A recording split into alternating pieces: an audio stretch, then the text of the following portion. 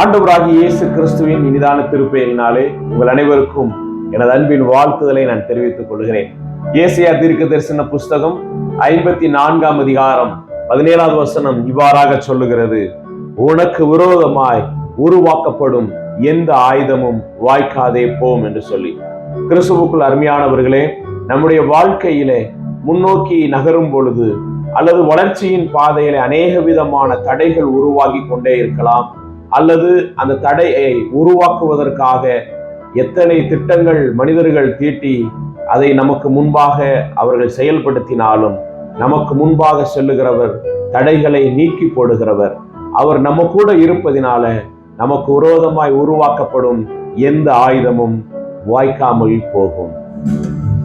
உனக்கெதிராய் எழும்பும் ஆயுதம் வாய்த்திடாதே என்றதாலே ஸ்தோத்திரம்.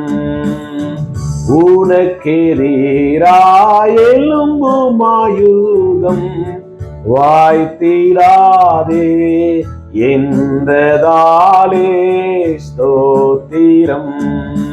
பரந்திடுமே உன் நாமத்திலே, பரனே எனக்காய் ஜெய கொடியே.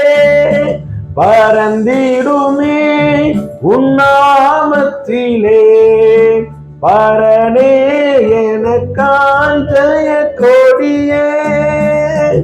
நிச்சயம் அவர் நமக்கு விரோதமாய் உருவாக்கப்படுகிற எந்த ஆயுதத்தையும் அணுகாமல் நம்மோடு கூட இருப்பார். அவர் நம்மை ஒருபோதும் மறவாத தெய்வம்.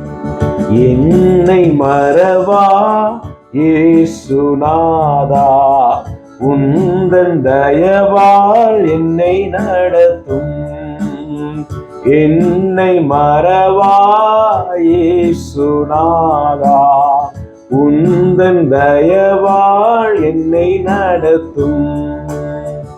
ஒவ்வொரு நாளும் என்னை மறவாத ஆண்டவரே, என்னை நீர் உம்முடைய தயவினாலே வழிநடத்தும் சுவாமி.